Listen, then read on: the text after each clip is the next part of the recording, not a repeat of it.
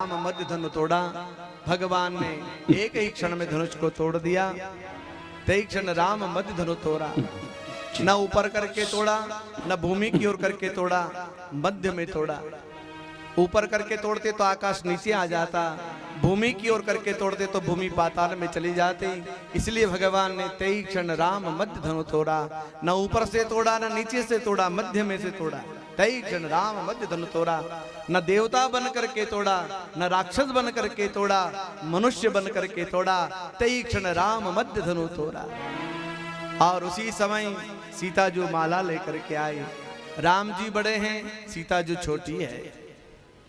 राम जी झुक नहीं रहे हैं, सीता जी चाहती है माला पहनाऊं, पर हाथ नहीं जा रहा है। क्या करें? सब सखियां चाहती है राम जी झुक जाएं। झुक जाओ तनक रघुवीर, सिया मोरी छोटी गे। झुक जाओ तनक रघुवीर, सिया मोरी छोटी गे। ओ झुक जाओ तनक रघुवीर, सिया मोरी छोटी गे। झुक जाओ तनिक रघुवीर, सिया मोरी छोटी है। छोटी गे सिया छोटी गे, छोटी है छोटी है, छोटी गे सिया छोटी गे। छोटी है सिया छोटी है। ओ झुक जाओ तनक रघुवीर, सिया मोरी छोटी गे। ओ झुक जाओ तनिक रघुवीर, लरी मोरी छोटी है। तुम हो राजा अवधपुरी के, तुम हो राजा अवधपुरी के। तुम हो राजा अवधपुरी के। तुम हो राजा अवधपुरी के। मैं मिथिला की गरी, सिया मोरी छोटी गे। ओ झुक जइयो तनक रघुवीर, सिया मोरी छोटी से। कब से खड़ी वो पावा दुखन लागे, कब से खड़ी हूँ दुखन लागे। कब से खड़ी वो पावा दुखन लागे। कब से खड़ी हूँ दुखन लागे। राम तुम हो बड़े बेपी, ओ राम तुम हो बड़े बेपी, सिया मोरी छोटी गे। वो झुक जाइयो तनक रघुवीर, सिया मोरी छोटी सी। राजा झुक गए रंग भी झुक गए। राजा झुक गए रंग भी झुक गए। राजा झुक गए रंग भी झुक गए। राजा झुक गए रंग भी झुक गए।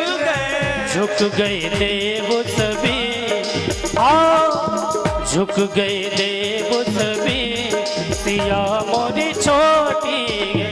झुक जइयो तनक रघुवीर, सिया मोरी छोटी है। सिया मोरी छोटी गे। सिया मोरी छोटी है।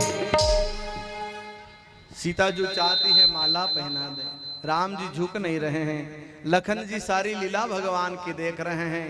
लखन जी ने राम जी को दंडवत प्रणाम किया, और जैसे ही राम जी ने लखन को देखा प्रणाम करते हुए उठाने के लिए झुके, सीता जी ने माला पहना दी।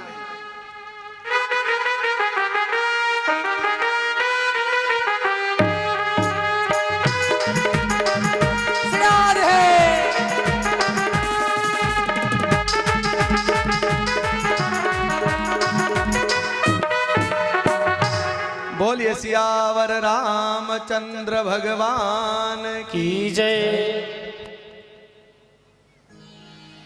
सिया जी ने माला पहनाई। दशरथ जी को समाचार हुआ। दशरथ जी बारात लेकर के आए। राम विवाह की तैयारी होती है। कौन कौन शादी में चलना चाहता है? चलेंगे शादी में? तो शादी में क्या होता है पता है? क्या होता है जानते हैं ना? नाचना पड़ता है। आइए राम जी की शादी में नाचते हैं। अभी तक रिश्तेदार अपने वालों के बीच में नाचे हैं, आज भगवान के लिए नाचना है भाव से।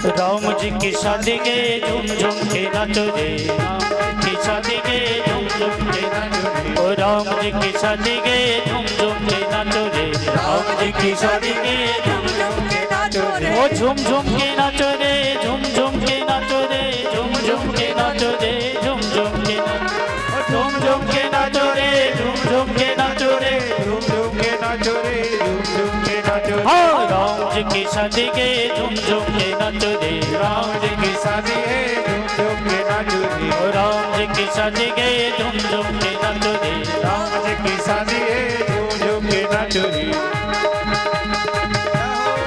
राधे जय हो।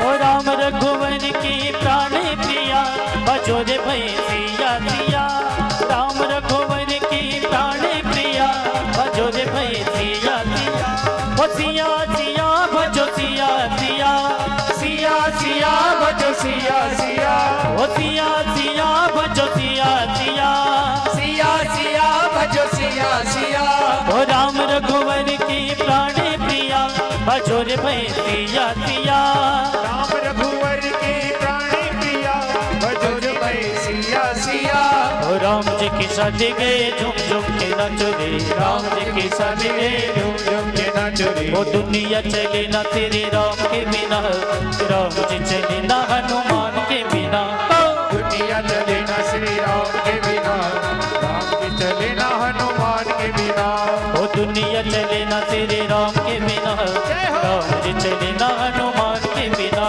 दुनिया चले ना श्री राम के बिना, राम जी चले ना हनुमान के बिना, ओ दुनिया चले ना तेरे राम के बिना, राम जी चले ना हनुमान के बिना, ओ दुनिया चले ना श्री राम के बिना, राम जी चले ना हनुमान के बिना, ओ दुनिया दुनिया दुनिया दुनिया दुनिया दुनिया दुनिया दुनिया दुनिया दुनिया दुनिया दुनिया दुनिया दुनिया दुनिया दुनिया दुनिया चले ना तेरे राम के बिना, राम जी चले ना हनुमान के बिना, दुनिया चले ना श्री राम के बिना, राम जी चले ना हनुमान के बिना, ओ राम जी चले ना हनुमान के बिना, राम जी चले ना हनुमान के बिना, ओ राम जी चले ना हनुमान के बिना, राम जी चले ना हनुमान के बिना। बोली राजाधिराज रामचंद्र भगवान की। जय। वेद के साथ भगवान का विवाह होता है। सिचाउनी दहेज दिया जाता है, वधुओं को अपने अपने घर भेज देते हैं। बहुत दिन बीते। एक दिन विश्वामित्र जी महाराज ने जाकर के जनक जी से कहा, महाराज बारात को और कितना दिन रोकोगे? बहुत दिन बीते, बेटियों को विदा करो। और जैसे ही जनक जी ने बेटी विदाई की बात को सुनाना, उनकी आंख में अश्रु आ गए। इस संसार में पुरुष के लिए सबसे कठिन कोई काम है ना साहब, तो वो काम है बेटी को विदा करना। कितना ही कठोर दिल पिता क्यों ना हो, बेटी विदाई पर वह रोता है। बड़े से बड़ी हानि होगी ना साहब, तो पुरुष नहीं रोएगा। लेकिन जगत में एक भी पुरुष आपने ऐसा नहीं देखा होगा जिसने अपनी बेटी को विदा किया हो और वो रोया ना हो। क्योंकि बाप और बेटी का संबंध ही ऐसा है। इस संसार में यदि कोई निस्वार्थ पात्र है ना साहब, तो वो बेटी है। बाप और बेटी का संबंध ही अद्भुत है, अनोखा है।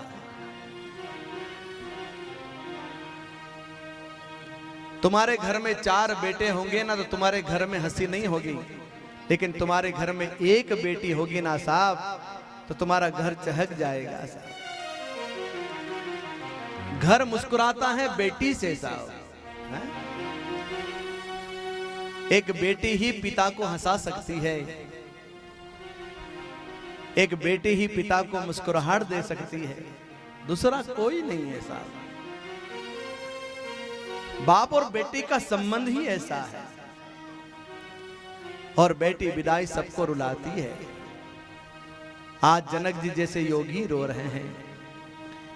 एक बार ऐसा होगा कि जवान बेटा मरेगा ना साहब तो पिता नहीं रोएगा, लेकिन जगत में एक भी पिता आपने नहीं देखा होगा जिसने अपनी बेटी को विदा किया और वो रोया ना हो साहब। जिसने अपनी बेटी को विदा किया हो उनका अपना निज अनुभव होगा साहब। बाप और बेटी का संबंध ही ऐसा है। अमीर वो नहीं है जिसके घर में खोका और पेटी है, अमीर तो वो है साहब जिसके घर में एक बेटी है।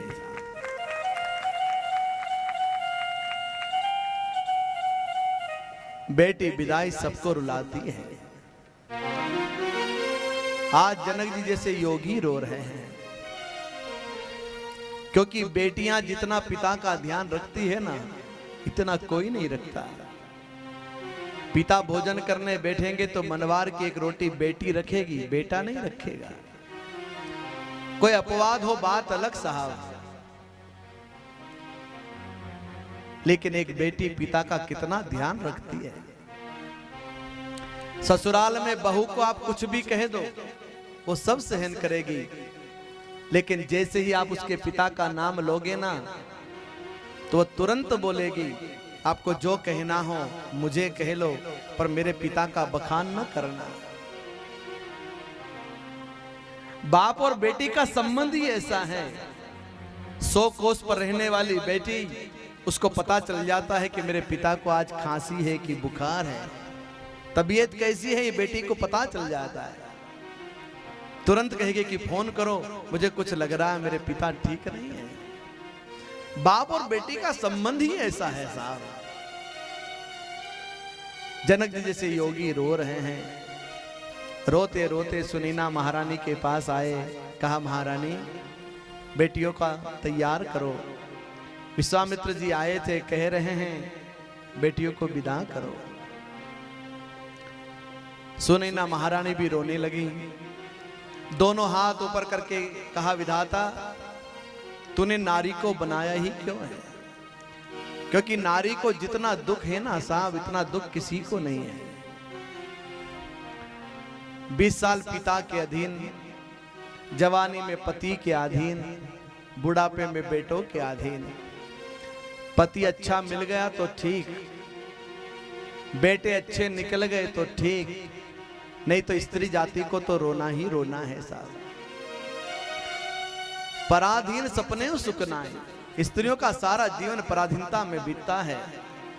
और मैथिली शरण गुप्त ने तो लिखा है, नारी पालन गार गे तेरी ये कहानी, आंचल में खून गे आंखों में गे पानी, हो पानी पानी पानी पानी पानी, आंखों में गे पानी। नारी पालन हार गे तेरी ये कहानी, आंचल में खून गे आंखों में गे पानी, आंखों में गे पानी। स्त्रियों का सारा जीवन रोते रोते बीतता है।